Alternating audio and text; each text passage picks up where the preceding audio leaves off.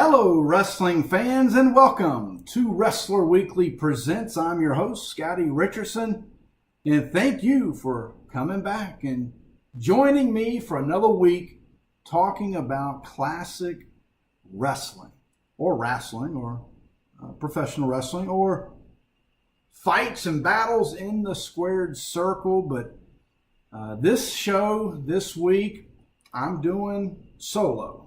And I'm doing that, and I'll get into kind of the reasons why.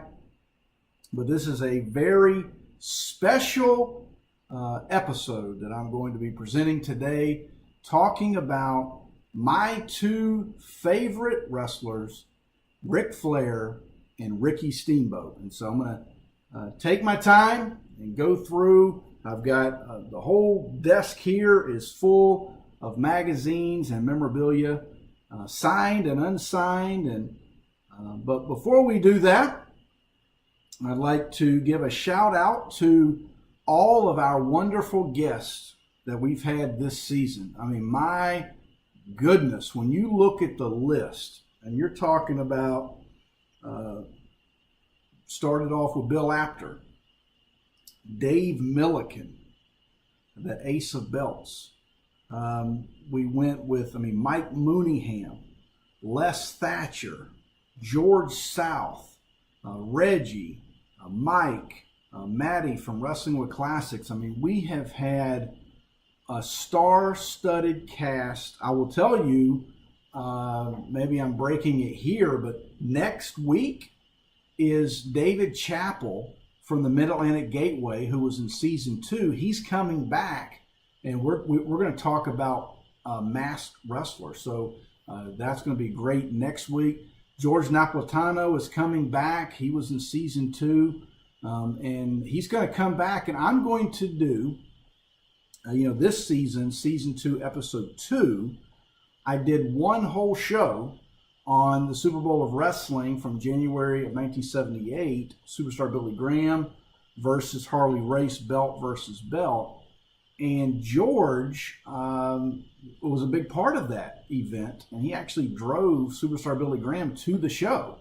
And so I've asked George to come back on this season and for us to do a part 2 to that episode of Super Bowl of Wrestling. So that's going to be a fantastic show. And then Bill Apter is going to close and bookend. He started, he's going to finish, and help me close down season 3 in episode 15. So just a great season that we've had. And I still have a list of guests that we could not squeeze in for season 3 that we've got some other things in the works for them.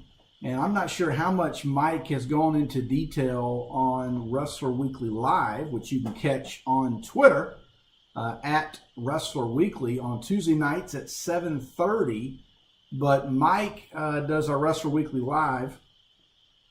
He is going to be doing a series of interviews.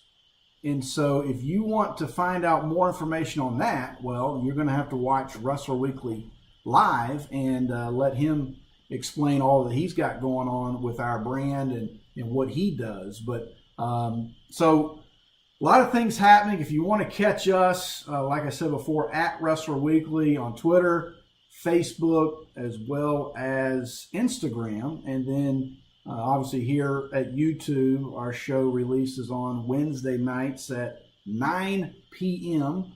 We've had some technical difficulties this season, unlike before, where some of the episodes are coming off a little bit later than 9 p.m. Eastern.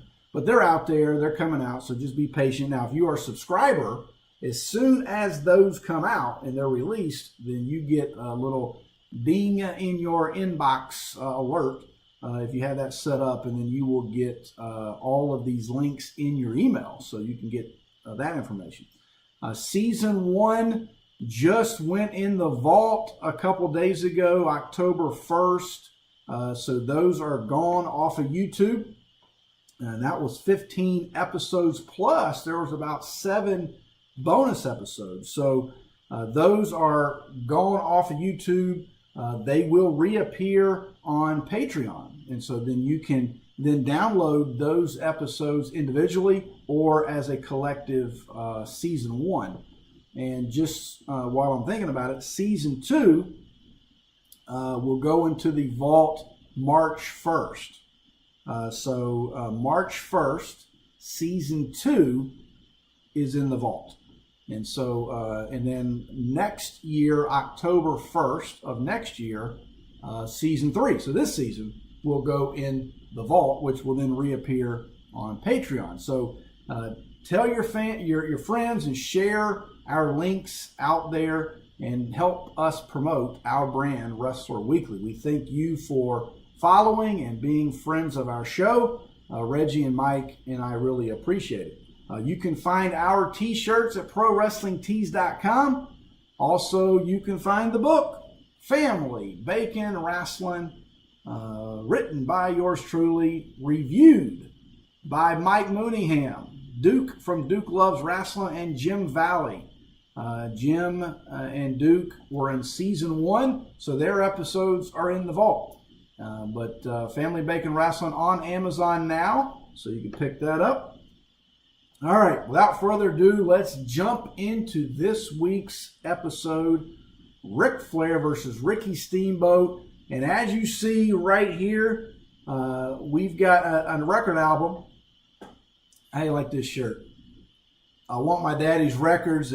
I'm a tremendous Sanford & Son fan, so if you are a Sanford & Son fan, you know exactly what this t-shirt means and represents. If not, you are Googling it, if you haven't already, 6 minutes ago when you saw the shirt, and trying to figure out what in the world is Scottie wearing. But that's Bubba, and that's Fred G. Sanford, I Want My Daddy's Records. Well, here's a record that's from 1973, Marvin Gaye, Let's Get It On. And really is the theme of this episode today.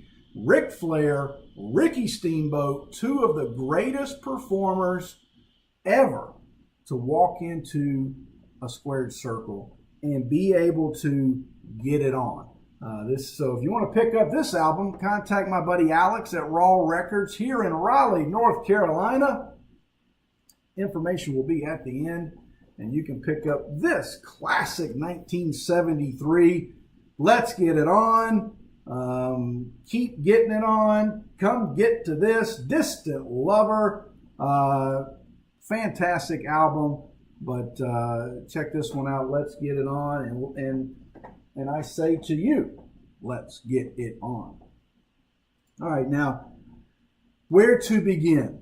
Where to begin? Let me first put something up here, and I've shown this before, but anytime we're talking about Ricky Steamboat, it's worth doing again. But Ricky Steamboat, as you know, this is the first magazine. When I was a kid, this is the first magazine that I ever owned.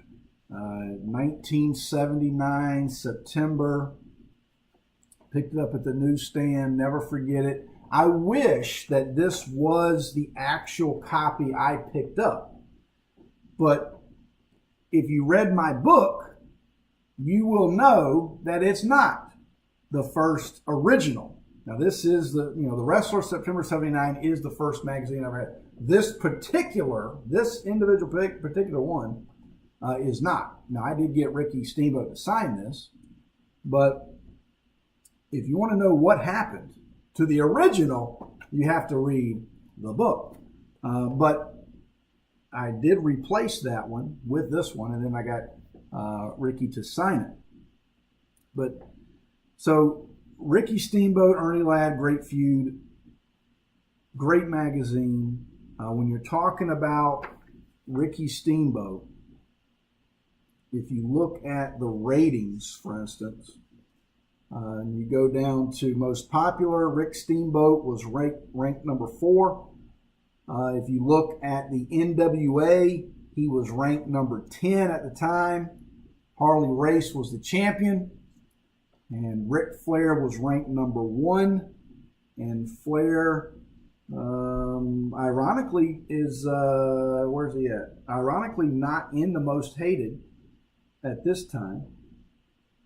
But and then Steamboat is not in tag teams at this time, so he was a single wrestler feuding with Ernie Ladd. But so as a kid, Saturday mornings, family bacon wrestling style, the whole family watching wrestling, gravy and biscuits, bacon extra crispy. The whole house is filled with smoke, not from people smoking cigarettes, but from the bacon grease and just whatever else is cooking, fried ham or whatever. But so this is an iconic thing. Matter of fact, we had our graphic designer modify this photo and create the Wrestler Weekly logo. And so you have this magazine that's an influencer of mine. Then you have, again, and I'm almost going to do this. If you have not bought this book, it's going to be very difficult for you to really get everything out of this episode, because I'm going to allude to some things in the book, because I'm going to assume that you've already read it. So if you have it, go ahead and push pause, Amazon, order it, get it, read it, and then come back. And so I'll wait. Oh, welcome back. You read the book. Okay, now let's jump back into the episode.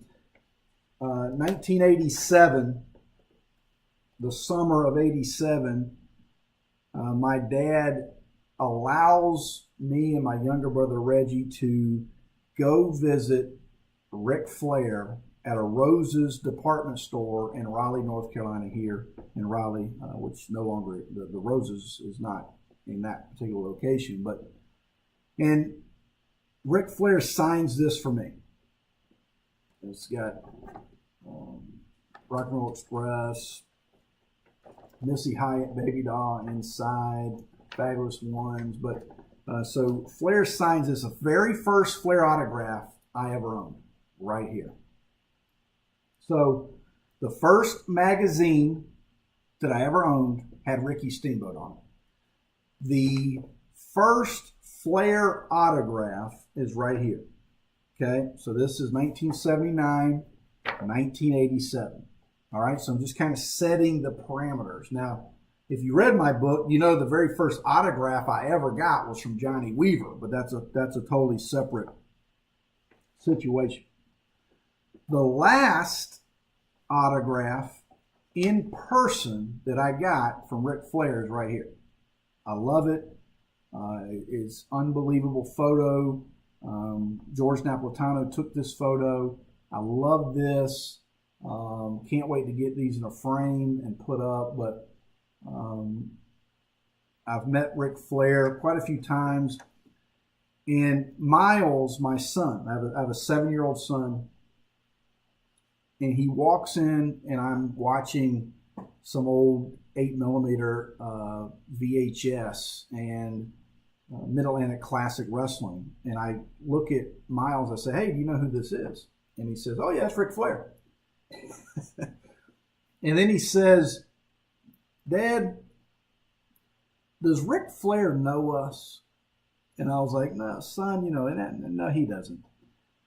He said, "Well, have you ever met Ric Flair?" And so it's a great opportunity, because now he's starting to kind of figure things out.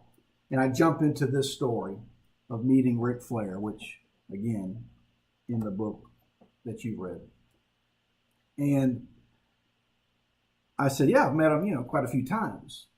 And Miles is like, I wish he knew us. I wish he knew us. Ric Flair has become such a part of really the influence of my fandom and my childhood. And we all have superheroes that we love. In one of our previous episodes, I talked about my top 5 superheroes: Daredevil, Moon Knight. I kind of went through the list there: Doctor Strange, Venom, and Black Panther. But in wrestling, you have certain guys that you just, my dad was a Blackjack Mulligan guy. He loved Ox Baker. My mom loved Ken Patera. I mean, Ken Patera was it for my mom. But for me, it was Ricky Steamboat and Ric Flair. And that's my childhood. For Reggie, same way. I mean, we grew up, one time we would wrestle and I would be Ric Flair.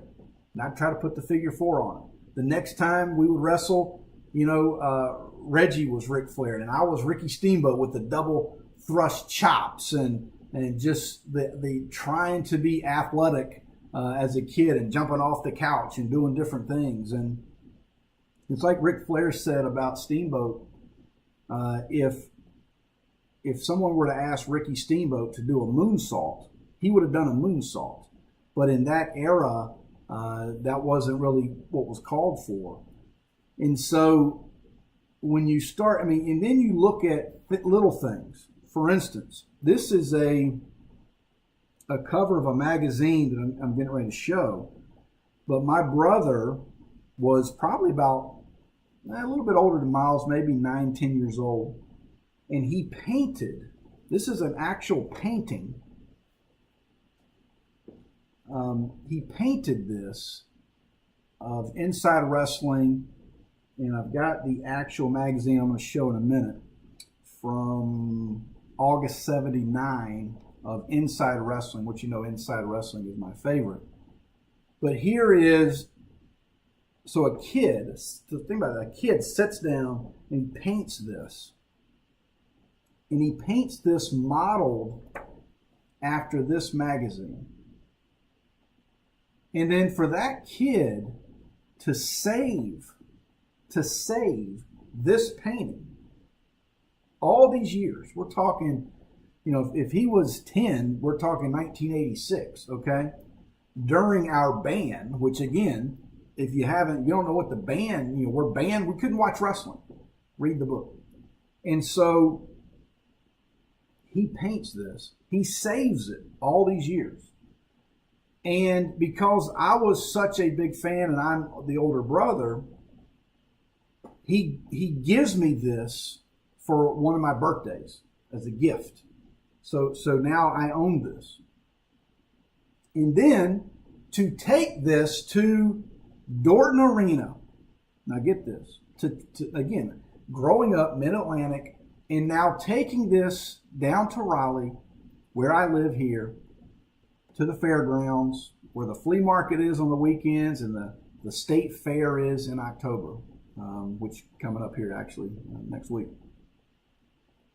In Dorton Arena, luckily Big Time Wrestling had these two guys, Ric Flair and Ricky Steamboat, in Dorton Arena, and to put this painting down and Ric Flair to sign it, and then walk over and get Ricky Steamboat to sign it. To me, if I owned nothing but this, given the history, given the sentimental value, now signed by both, original artwork. No one in the world has this. Not one person in the world has this wrestling memorabilia. And I am just, so from my brother and his mind to Bill Apter and the guys at PWI that put this cover out in 1979, for Ric Flair and Ricky Steamboat to sign it and both be impressed with this. Now, there's some of you out there saying, well, I could have done a better job than that. Well, it's not about that's what makes it great, because a 10-year-old did it. So, and it's still in good shape from 1986. So again, this episode is, I'm not going to give you any information that you don't already know about Ric Flair and Ricky Steamboat. That's not what this week's about. If that's what you want, stop watching, go to YouTube and search shoot interviews or sit downs. I mean, the network, WWE Network, has a fantastic table for three with Flair and Sting and Steamboat. Go watch that. But what I'm doing today is sharing with you my story, my memories of these two guys and the influence they've put on me, and now my own son at 7 years old. It's special. And so if you're still with me, thank you. We're gonna keep working and journey down this road here together. So you're looking at these two guys as a young kid, as a fan, and we all know that this magazine is a tremendous influence of Reggie, my brother, who he has this belt. Steamboat signed the belt. There's a photo that I put out this week when they met, and that was a fantastic day. Steamboat with the stash. I got a funny story about this magazine that's in my book. I also I gave that story on the New Era podcast with my buddy Simon that you can find. It's out there, but a great story. This guy here, Brent Hardison. Here you go, Brent Hardison. He sold me this mag years ago when I was getting back into trying to collect the things that we lost. Again, story in the book. And so this is a special magazine, very special, sentimental value. Mike Leotis loves the fact that my dad had a stash, a mustache that's similar to Steamboat's stash that we always laugh about. And you talk about Steamboat, and we're going to parallel this right here, MidAtlantic Champion.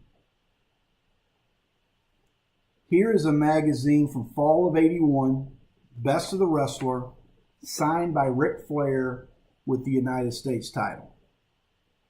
These guys, apart from the rivalry, apart from the feud, if you put these guys in other scenarios, Ric Flair versus Tim Woods, Mr. Wrestling, Ricky Steamboat against Paul Jones, if you put Ric Flair against Blackjack Mulligan, if you put Ricky Steamboat against Piper or Baron von Raschke or any of the others that he feuded with, apart from each other, and it was just that, they would have a legacy beyond. We would still be talking about it in the way we're talking about this, but these guys were on a collision course. Steamboat comes to the area in 1977, Mid-Atlantic Championship Wrestling. In his first feud, in his first angle, he's matched up with the Nature Boy Ric Flair. And we all know what happened. Flair, Steamboat, they go at it. They're on the floor.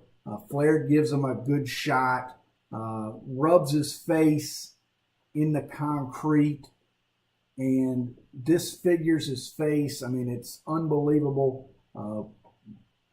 Swollen and bloody and black-eyed and whatever else, cut.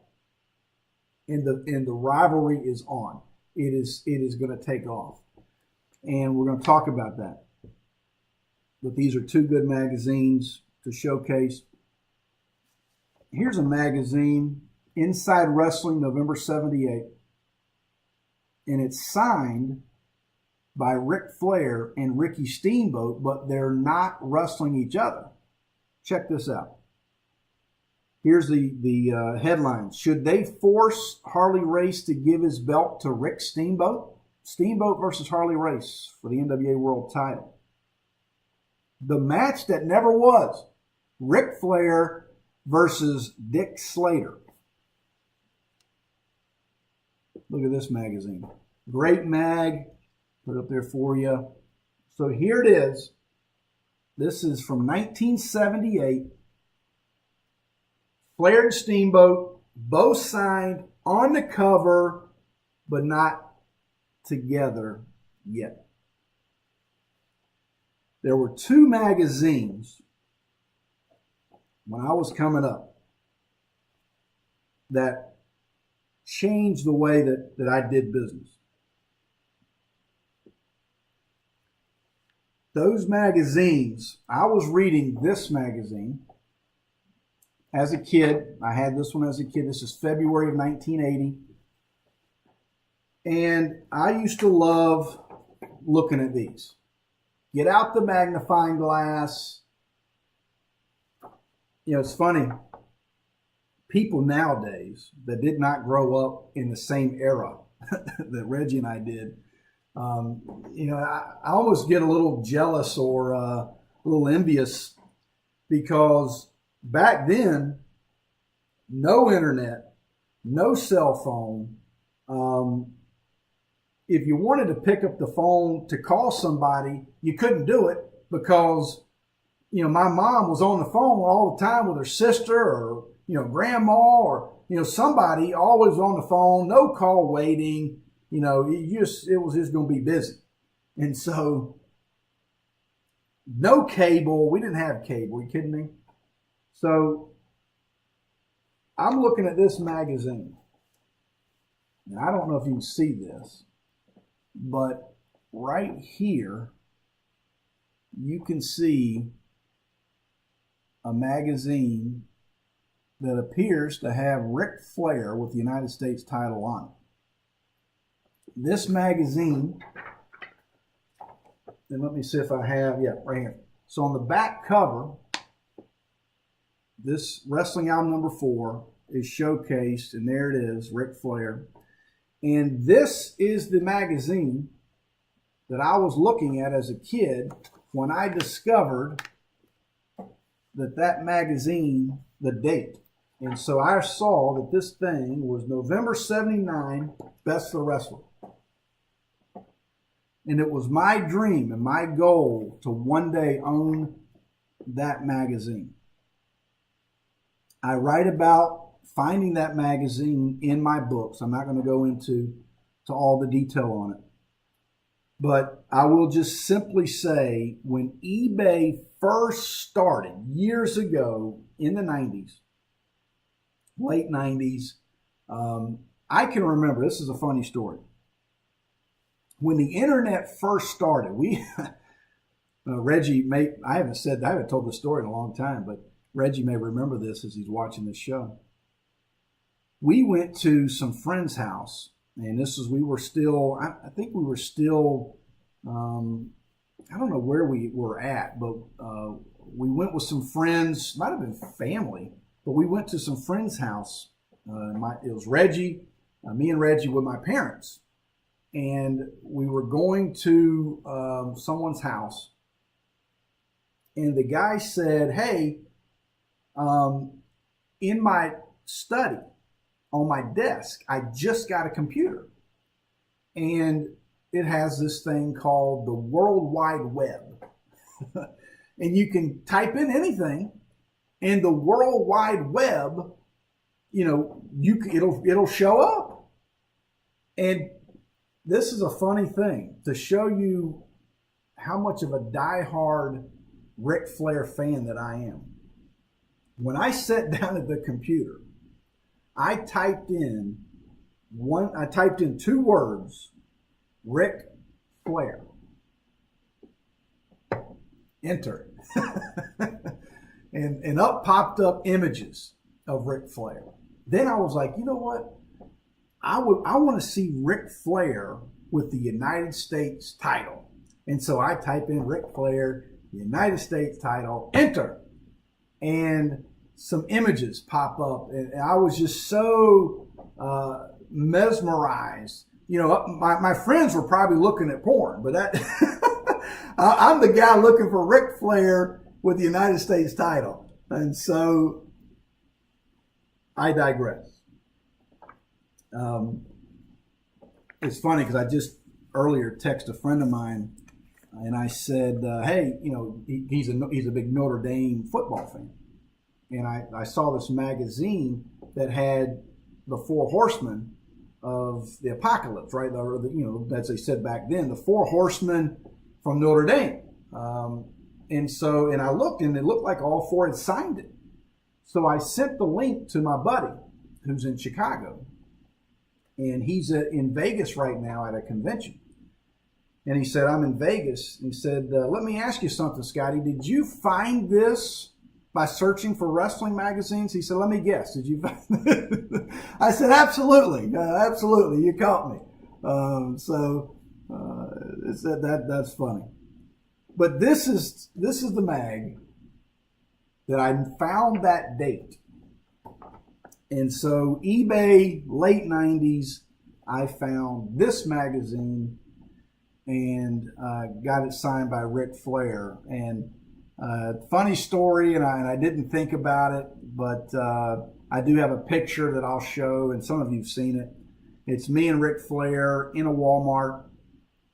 That story's in my book too, so I'm not going to go into all the detail, but this magazine was almost my biggest regret in meeting Flair. So check that out. But then I had Rick sign this in a small town event in Georgia a few years ago. So I was glad to get his signature on it. And that being said, this I found, and it's package break time. But this, I saw this. Matter of fact, I was watching, it was the night I was watching the All In event with Cody Rhodes becoming the NWA World Champion, beating Nick Aldis. And, I'm searching on eBay like I normally do. And I came across this magazine, so I decided I would put a bid on it. And I won it.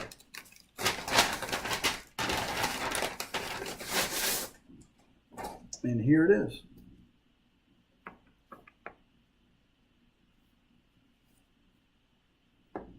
How awesome is that? Best of the Wrestler. And this one is fantastic. Clean copy. But just my favorite magazine of all time. This is my favorite. I've got a bunch. I've got a bunch signed. I've got some great ones signed. But when you're a kid and you're influenced by this and by this, and knowing that was sold out in most of the back issues, and you find it in this, and then you pick it up, and then you get it signed, it's just a process. And so and I do it too. Go to eBay, boom, boom, click, bam, boom, in my box, open it up, bam, put it in a sleeve and a backboard, and put it in a box. But you miss out on the story. You miss out on the journey. You miss out on the process. And so October of 79, these two magazines, they were our Hot Mag Monday. A couple days ago, I showcased these. These, again, this was, if you look on the back, there it is, back cover. These are two back covers, Wrestling Album 4, both signed. And, I could just look at these side by side, and it takes me back to Lynchburg, Virginia. It takes me back to Marion, Virginia, Southwest Virginia. It takes me back to Jacksonville, Florida. Takes me back to Raleigh, North Carolina, all the times that we lived, and we would just read our magazines and daydream and take our Star Wars men and recreate. But Ric Flair and Ricky Steamboat, these guys, when you talk about Ric Flair, I've got some great magazines that have Ric Flair signed with someone else. For instance, here's Ric Flair and Tommy Rich. It's a great one, great magazine. How about this one? This is Ric Flair and Paul Jones. Also Tommy Young, but Ric Flair against Paul Jones, both signed. That's a good one. How about this one? Jack Briscoe and Ric Flair, both signed. Fantastic. How about this one? Kerry Von Erich and Ric Flair, signed. I mean, these are, especially these two, I mean, they're the gem of your collection wherever you're at. Okay? Those are good ones. We've gone through those before on Wrestler Weekly Presents. But these next three magazines I'm going to show. This one, August 79, I've briefly shown it. Will their careers end because of this match? Ric Flair, Ricky Steamboat, they were, if you look at the inside ratings, Flair was number 2 most hated. Steamboat was number 4 most popular. Flair was number 2 overall in the NWA. Ricky Steamboat was number 8 overall in the NWA. Both signed. Ric Flair, Ricky Steamboat on the cover together, signed. I had this mag as a kid. Another great one. Flair signing it Woo on it, which is also special. But when you go back and watch these matches, and you start at 1977, and yes, we're going to get to this one. We're going to get to this one. But let me just say, and I've heard Dave Meltzer say this. I've heard some other people say this. For me, and I grew up in it, okay? I did not, I wasn't born in the 90s, and no offense, but I wasn't born in the 90s and have gone back to discover. Now, I'm a big New York Yankees fan. I wasn't born in the 60s. I wasn't born in the 50s. And I've gone back and I've read books on Mickey Mantle and Babe Ruth, Joe DiMaggio, and Lou Gehrig, and I've watched the old black and white films. And I appreciate and respect the history. But this feud, okay, I was living it. I was there. I went and saw these guys wrestle in Southwest Virginia. Roanoke, Abington, Marion, Lynchburg. 1977, 1978, 1979. I wrote about one particular in my book. But when you're talking about the crowd reactions, I'm watching this, I don't know, maybe a couple months ago. My wife walks in the living room. She says, can you mute that? All I hear is screaming. And I'm like, no, mute it. That's just the best part. I said, if you're watching it and you're seeing these two guys, athletic, going at it, I mean, the speed, they're going around the ring. They're beating up each other. They could just get in a hold and stay. They could get on the floor and go at it. But they had the crowds eating out of the palms of their hands. Now, granted, you'll never get back to that era. Never. Because the kayfabe was broken. But back then, there are times when I put these matches on, and I don't even watch the match. I've seen the match 1,000 times. I watch the crowd. Watch the front row. Watch the ladies that just want to take a handbag and just smash somebody. Watch the guys who get out of their chair, take their folding chair, fold it up, and hold it in the air, hoping to get a whack on Flair. The women in the front row, the men in the front row, who are just on the edge of their seat, gasping on every breath, hoping that Ricky Steamboat has just a little ounce of life left to make the comeback. And to see Steamboat rise. You know, Hogan did this stuff in 83, 84. Man, give me a break. Steamboat was doing this stuff in 1977. Here he is. He's coming back. He's getting slapped. He's getting punched. They're having no effects. And Steamboat just has Flair, and he stops, and he looks at the crowd. And the place is absolutely deafening. Deafening. They're going, I'm getting chills thinking about it. They're going nuts, man. And Steamboat gets on the warpath. He starts going around the ring. He's chopping. He's punching. He's drop kicking. He's suplexing. It is incredible. And Flair taking it all. And then Flair will reach up at the last moment and rake the eyes. And Steamboat falls. And the crowd just, it's like you put the pin in the balloon. Pop.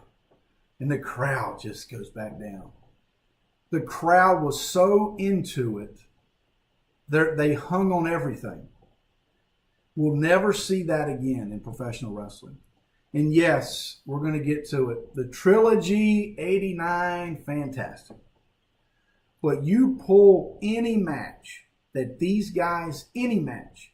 I mean, Steamboat reaching up, getting a handful of blood and holding it to the crowd and looking at the crowd with Flair's blood on his hands. I mean, those little things, you just can't teach it. You just have it. And I know sometimes a lot of people say, that I have a lot of passion. And I had a great compliment when someone said I ooze passion. I just love what I love. And this rivalry is so dear to me that it continued. 1978, 79, it continued. 1982, there's a great video. You can go out there on YouTube and check it out. It's from Japan. Ric Flair is the world champion. And he is going to battle Steamboat for the belt. And let me stop there. I'm getting ahead of myself. But these two guys battled over. Here's another one. Those guys battled over this belt. And privilege of getting Steamboat and Flair, if you can see that, signed on my U.S. leather belt. And got them to sign this together at Dorton Arena, where they had so many battles. And that was special, as you can imagine as well. But these guys would battle. Ric Flair, as you know, would become the NWA World's Heavyweight Champion. Here's a magazine signed. I don't know if I gave this one the due that it should get. But this one says, how the NWA belt strangled wrestling's greatest friendship. These guys were on again, off again. Friends, rivals, friends, rivals, friends, rivals. And a great article in this one, both signed. I got that one signed as well. Kind of same journey, same scenario. Ric Flair becomes a world champion.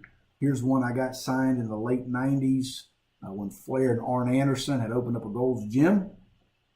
And didn't have anything for Arn. I didn't know Arn was going to be there. So Arn Anderson signed this one. So it's got Flair and Arn on it. And now these guys are battling over this title, the 10 pounds of gold. In Japan, there's a great match. All Japan Pro Wrestling TV. They battle a great match that ended in a Flair wins clean. And they shook hands before the match. After the match, Steamboat gets the belt from the referee before he hands it to Flair. And Steamboat gets the belt. He holds it up to the crowd. And he hands the belt to Ric Flair and shakes his hand. And they both leave the arena. The mutual respect was there. It was just magic. It was magic. When these guys got in the ring and they battled, I mean, little things that just, when you start the match, you lock up, collar and elbow. Little things. Steamboat gets him down on the mat, got him in the headlock. Flair's down, laid out, chest down. Steamboat's got him. And then Flair, would do where you flip him up, and now Steamboat's shoulders are down on the mat, and it's 1, 2, and then you flip back, and he's got him in the headlock, and he's kind of working him, and Flair's, he's taking it, and then Flair flips him back, and now Flair's got the advantage, and Steamboat's about to get pinned, and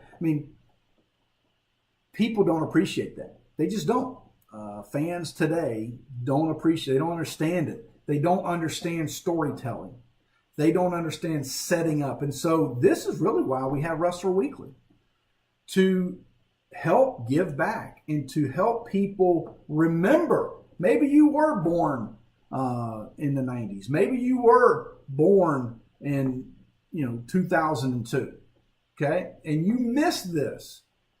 And now you've found us. And thank you for finding us. Man, we are excited to share with you the history of professional wrestling, in the history of two guys that found each other. And you go back to 77, and I want to make this point.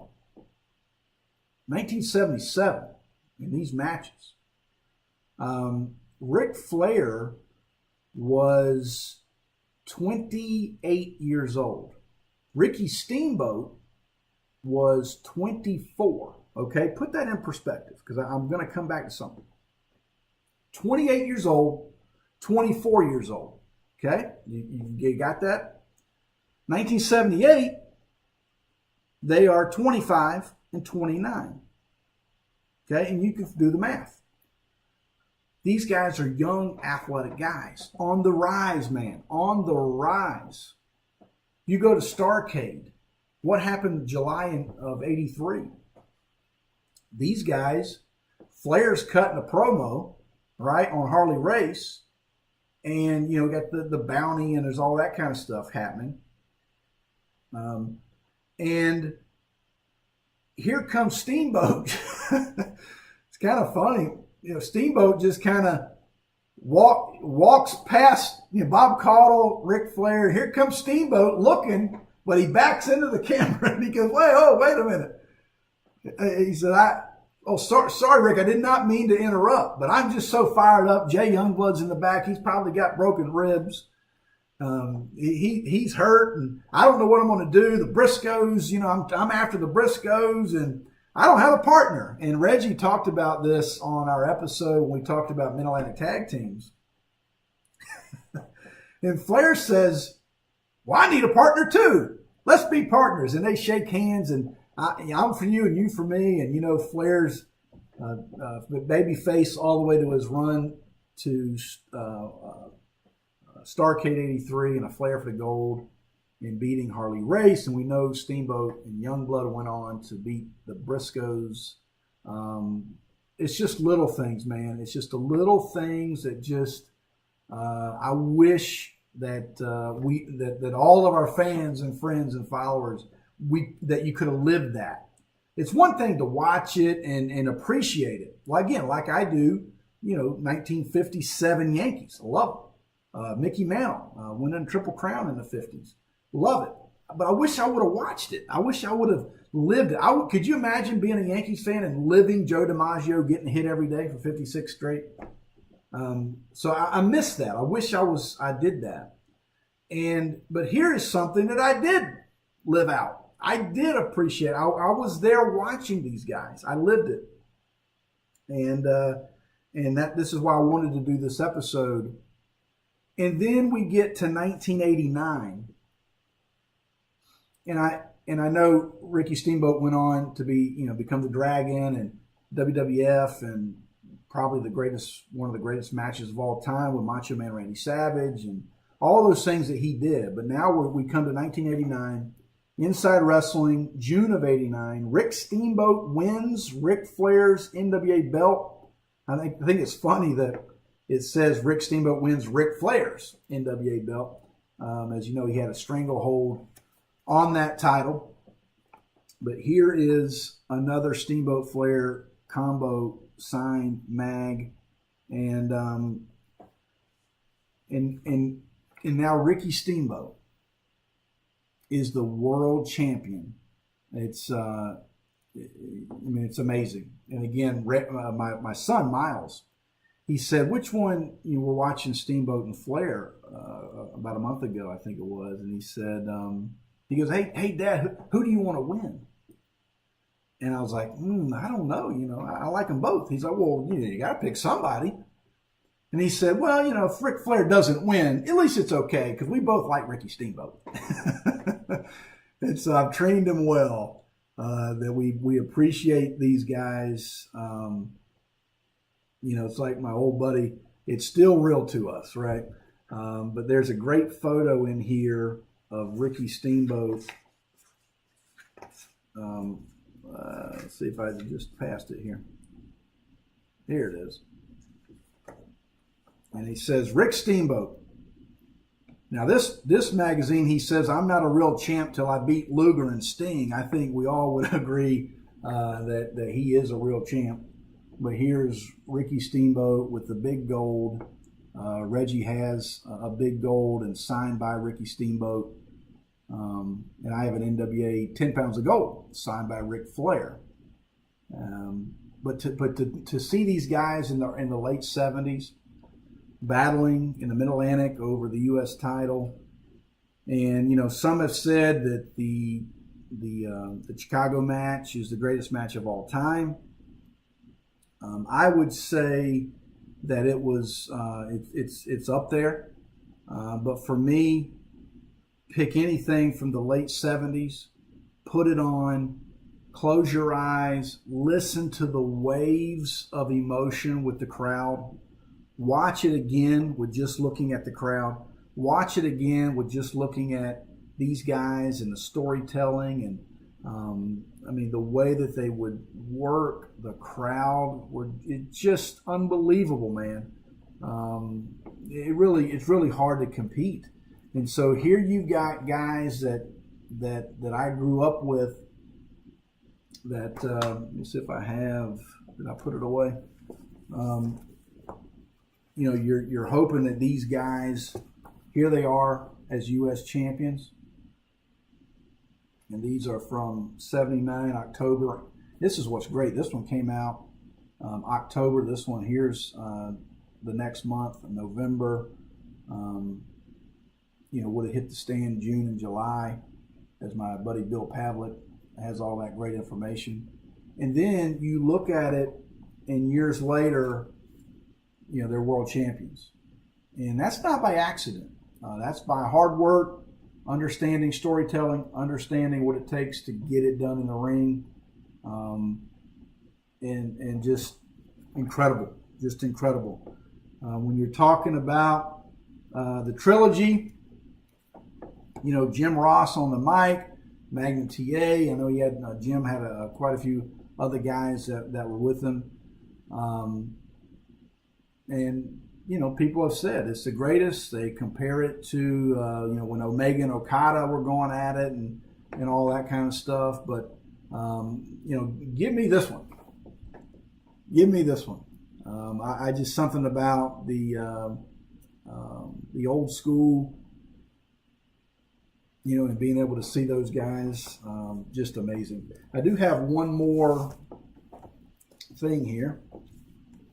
This came from, and I showed this earlier this season, but this is a Wrestling Observer, Dave Meltzer, 1984 publication of the year. This is from March 4 of 1985. And it says, Ric Flair versus Ricky Steamboat, the end of an era. And this is when Steamboat jumped to the WWF. And I know that's got a glare, so I'm going to take the glare off. But this one I had signed by Ricky Steamboat and Ric Flair. And Ric Flair signed it 16 times. Steamboat with his signature. Just a great one. It's funny, this picture, he's got Flair by the tights. Miles and I were watching a match, and Miles said, "Hey, Dad, did he just pull his pants off?" And that was a little bit of a way, again, to just get the crowd going. When they felt like it was maybe dying down a little bit, Flair would go running and Steamboat would go chasing, and he'd just reach out and grab the back of his tights, and then it would be a moonshot, right? It would be a moonshot, and just say no to crack, right? And he'd walk around the ring. He's got his tights halfway down, and the crowd is they're losing their minds, right? They're losing their minds and just hooping and hollering and having just a great time. But again, I hope you've enjoyed this introspective look at Ricky Steamboat Ric Flair. A lot of it is in my book, as I said, but there's also another book that I want to mention. And this is Dick Bourne, who authored the 10 Pounds of Gold with Dave Milliken and the Big Gold. But this is his United States Championship. That's the belt Dave Milliken made for Dick Bourne. And this one talks about all the U.S. champions. And it talks about the feud with Ric Flair and Ricky Steamboat as they battled over this title. Let me see if I've got a photo here for you. Here's Ric Flair.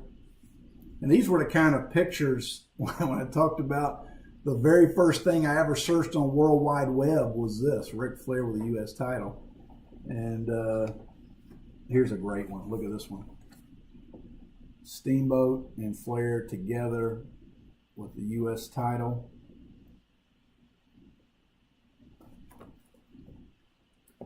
And they had some great ones. Flair and check this one out. This was on Georgia Championship Wrestling taping when he took the U.S. title there with Gordon Soley. And check out that suit. Awesome suit. Here's Ricky Steamboat with the great robe that he wore back then. Here's a great one. And I won't give them all away. You can check out the book with the green robe. But I hope that you have enjoyed this look back down memory lane with Ric Flair and Ricky Steamboat. If you want to check us out, Wrestler Weekly, we are at Wrestler Weekly on Twitter, Facebook, and Instagram, as well as here at YouTube. Check out Season 2 before it goes in the vault like Season 1. You will see them reappear on Patreon, so more information coming on that. You can check out Family Bacon Wrestling. If you read this book and then go back and watch this episode, man, it's going to fill in all the blanks for you that I couldn't do in the time permitted. But check out Amazon, Mike Mooneyham, Jim Valley. Jim Valley said, I found Family Bacon Wrestling very relatable as I had similar experiences with my fandom, especially the magazines. All in all, it's a very good, easy to read, and captures the feeling of being a fan in our era. Duke from Duke Loves Wrestling. He says Family Bacon Wrestling is a collection of hilarious stories involving a dedicated pro wrestling fan, Scottie, and his cast of interesting characters, a.k.a. the family. The book chronicles various twists and turns that occurred in the lives of Scottie and his family from before he was even born to present day. The work is more than a wrestling book. It's really a family book with some wrestling stuff thrown in. Better than a wrestling book. And Mike Mooneyham says Family Bacon Wrestling is a nostalgic look at pro wrestling as seen through the eyes of a longtime fan who takes the reader from his childhood to the present day. If you're wondering just how the bacon fits into the title, you'll have to get a copy to find out. This fun read will strike a resonant chord with Matt followers who couldn't wait to tune in to their favorite 60 minutes each week. Thank you, Mike, Duke, and Jim for the review. My new book, Belt versus Belt, the most historic match of our time, is coming out next year. And we're going to have George Napolitano on in a couple weeks to talk about part 2 from my season 3, episode 2. We talked about Harley Race versus Superstar Billy Graham, so check that out. Next week, David Chappell from the MidAtlantic Gateway will be here talking masked wrestlers. So fans, I hope you've enjoyed it. It's been a fun ride. Until next time, so long for now.